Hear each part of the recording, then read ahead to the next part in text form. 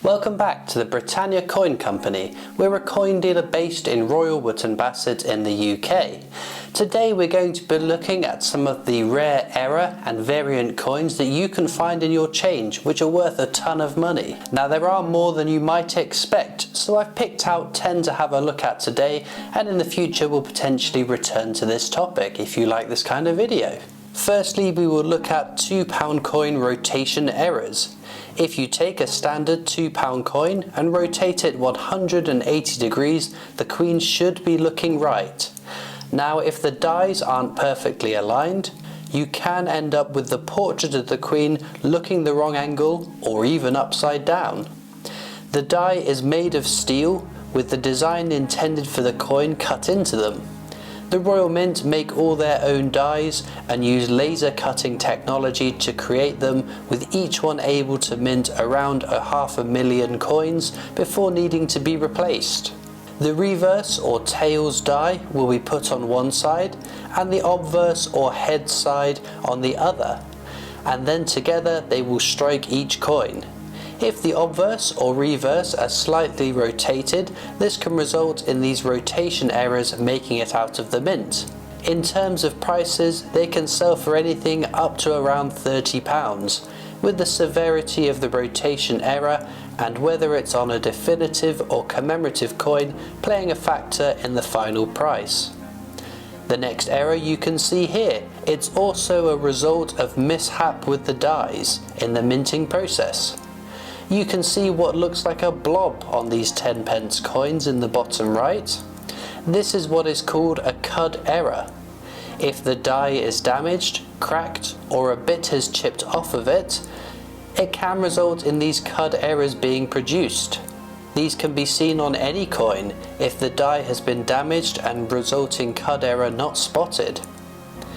Once a batch of coins has been minted, one of the Royal Mint employees will inspect one or two of the coins, and if they are fine, the rest of that batch is taken from the minting machines to the packing stations. It could be that the coins inspected were early struck ones before the damage to the die, but possibly if it is only a minute error, they may not notice it at all. Once at the packing station, the machines that count up the coins can also be programmed to spot errors, but again, this isn't a foolproof system, and some of these cud coins can make their way into circulation. The severity, positioning, and the specific denomination that this appears on will have an impact on the value of these, but these 10p's can sell for up to £10 each. Speaking of cud errors, we've got to look at one of the most iconic commemorative cud error coins. This is the 2015 World War I Navy Centenary £2 coin. If you look at the top of the mast on the first coin, it's nice and clear. If we look at the second coin, you can see a little bit of cud, commonly referred to as the half flag error or sleeping cat error, because, well, you guessed it, it looks like a cat's fallen asleep on it. The final coin is a more prominent error, which is called the full flag error. Initially there were thoughts that it was due to the original design featuring a flag, with the wrong die put in, or a damaged die with a flag put into the machines. More recently though, it has transpired that this is just a cud error, and by happenstance it has appeared around where a flag would have been flown. One would imagine if it had appeared maybe in the water, instead we would be calling it the submarine or dolphin error. As with the previous cud error, this happened due to damage to the die in the minting of this coin around the detail of the top of the mast. The coin is rather low minted, with only 650,000 of them having been created for circulation, so the pool of potential errors is quite a small amount, making these sell for up to £15, again dependent on the severity of the cud on the coin. Here we have an error that isn't caused by dies. You can see this penny has a little bit missing around the edge of it, and this is called a clipped planchet or a clipped flan. Again, this can occur on any coin, and it's rather noticeable. After the metal for a coin has been scalped, effectively removing the top and bottom layers of it and rolling it out to the required thickness, it goes into a machine called the blanking press. This is a machine that will punch out the discs from the sheet of metal, which are called blanks or planchets, until they have been struck with an obverse and reverse. At that point they can be called coins. This is not done one at a time. Rows of these cylinders stamp out a lot of blanks all at one time. Think of it as a hole punch, which can punch out a whole A4 page worth of identical holes in one motion. The metal gets fed through, and this happens at quite the astronomical rate. If the metal sheet isn't brought all the way through in time, a coin can be cut out overlapping the last cut rows, resulting in a piece missing from that one. The easiest way to tell this is to try and fit another coin of the same denomination into the gap, and it should fit in snugly. Do be careful though, as this type of error can be somewhat reproduced with a Dremel or cutting tool, so be certain it's a genuine article before you part with your hard-earned money. Again, the denomination and severity of the clip will impact the prices, but pennies similar to this one have sold for up to £20 each, and other commemorative higher denomination coins reaching up to £100. If we return to the £2 coin again, there is something else to look for on these. They are now the last circulated coin in the UK with an edge inscription. The designers include a phrase or a design which is an extension of the design which is being commemorated on the reverse of the coin. For instance, the definitive Technologies £2 coin, around the edge it states "standing on the shoulders of giants," an Isaac Newton quote and a nod to him for his time served as Master of the Royal Mint. If we look at this coin, one of the 3 Shakespeare £2 coins, this one being Tragedies, the edge inscription should read as being "What a piece of work is a man."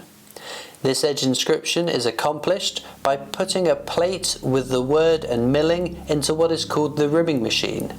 The coins are forced through a gap which is slightly too small for them to fit, which forces the rims of the coins to raise around it, and as it passes through this part of the minting process, it is possible to detail the edge of the coin with a plate. If the wrong plate is put into this piece of machinery, then the wrong inscription can be found. On this coin you can see the edge inscription reads as "For King and Country," which is the edge inscription which should be on the World War I Army Centenary £2 coin, definitely not a Shakespeare Tragedies. There have been multiple reports of the wrong edge inscription making their way onto other £2 coins as well, so it's definitely worth learning your edge inscriptions so you can check for these. Before we talk value, it is worth noting that a common misconception is that people find coins with the edge inscriptions upside down. Sadly, this is not correct, as it's a 50-50 chance which way round the edge inscription will appear. It is also very common to find ones with missing bits or entire letters, or letters which resemble other letters, and this doesn't really add value to them. In terms of value for this coin though, they sell for up to £50. We will have a break from errors and look at a couple of variants which are worth looking out for. The 50p coin has had 2 definitive designs during its tenure in circulation. A definitive design is just a standard design that's not specifically commemorating anything. The first was this design by Christopher Ironside, which features Britannia. This prolific designer created the definitive coinage for the UK following decimalisation in 1971. He didn't initially want the design to be a Britannia for the 50p, but the Royal Mint really wanted this, so they persuaded him to do so. The Britannia is modelled after his wife, who sat for him to sketch in their kitchen holding a piece of paper. The design would be seen on our coins from 1969 until a revamp in 2008. Being the definitive design, there was a huge amount of these created over those years, but in 2008 only 3.5 million were minted, the lowest of any of its circulating years, which means if you find one of these dated 2008, it's worth a bit more than others. You won't be able to retire having found one of these though, but they do sell for up to £3, so not a bad profit on a coin you can find for 50p. In 2008, this design replaced Christopher Ironside's Britannia. It is one part of a design which, together with the rest of the definitive designs on the circulating coinage bar the £2 coin and the new £1 coin, come together to form the Royal Arms. It was created by Matthew Dent, who has gone on to design a number of other coins for the Royal Mint as well. It was a public competition with around 4,000 entries, which his had to beat out in order to be selected and minted onto our coins each year since 2008. There are some years where his design was not minted for circulation for 50p's, in 2009, 2010, 2011, 2016 and 2018. But they were created for the collector's brilliant uncirculated coin sets. So if one of these finds its way into circulation, you may find one, and these can sell for up to £60 each, depending on which year and the condition of the coin. In 2017 though, they were minted to be circulated, but there were only 1.8 million of these minted. This propels it to being one of the rarest 50p's in circulation that you can find. Being a definitive design, it is somewhat overlooked, value-wise selling for up to £5. Returning to minting errors, the old round pound was replaced in 2017 with this design of coin. At the time, the number of fake £1 coins were beginning to concern the Royal Mint and the government, because if it reached a certain proportion of the coins in circulation, it would void that coin as an item of currency. Now, I did say they were replaced in 2017, but you will find plenty of them dated 2016. This was because of the sheer scale of minting enough coins to replace an entire denomination for an entire country. This process began in 2016, and they were all stored at the Royal Mint until the day came when they were to start going out into our change. This new coin features a number of security features with a hologram on the obverse, a detectable tag inside of the coin, micro lettering around the obverse of the coin denoting the denomination. There were also part milled edges, and being a bimetallic coin makes it harder to counterfeit. One of those security features, the micro lettering around the rim of the coin, on the reverse it should state the year of minting. So for one minted in 2016, it should say 2016. However, some £1 coins minted in 2016 have been found to have 2017 as the micro lettering though, and these are highly sought after errors which can fetch almost £400 each. One denomination we haven't looked at so far is the 20p coin. The error that's worth looking for happened with the change in definitive design in 2008. Before 2008, the year of minting would be found on the reverse of the coin, either side of the crowned rose. On the new definitive, this feature was moved onto the obverse of the coin instead. In 2008, there was an instance where the old die used to create the obverse for the previous design was used to strike with the new reverse die. This meant that a number of coins do not feature the year of minting. It is estimated that it affected less than 250,000 coins though, and the gentleman involved in this error continued to work for the mint. I'm sure he won't make the same mistake again. These cases where the obverse and reverse don't match up as they should are commonly referred to as mule coins. Another notable version is with the Lord Kitchener £2 coin, where again the wrong obverse dies have been used, creating an error that isn't immediately noticeable if you don't know what you're looking for. These undated 20p's though can sell for up to £80, so definitely worth checking for those in your change. The final error is my all-time favourite, and one that I was very fortunate to find myself. This is what's called the fried egg error £2 coin. You can see the inner part of the coin has spilled out into the outer ring of the coin and looks a bit like a fried egg where the yolk has been broken.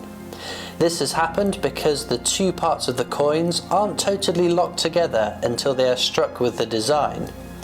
When the coin is struck, the inner part expands and locks the two parts together. So if the outer rim is still warm, then the force applied of the strike can cause the inner part to push its way out and into the warm, soft outer ring. On the obverse as well, you can see a gap to the right, and some of the outer rim has bled into the inner part of the coin on the left.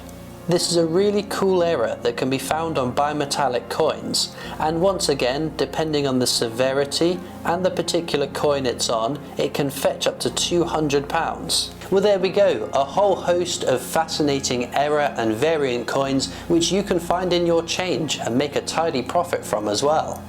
We haven't covered all of the potential errors you can find in your change, so I'm sure we'll return to that in the future. But let me know in the comments, which error coins have you got in your collection? Be sure as well to subscribe to the YouTube channel. It's free to do and means you won't miss any of our future uploads. There are also links in the description to our website if you want to check out some coins and add some to your collection. You can also follow us on Facebook and Instagram, where we post lots of pictures of our coins. We're also on TikTok and Twitter. We've got our shop and online store, and I'll see you next time for more amazing coins from the Britannia Coin Company.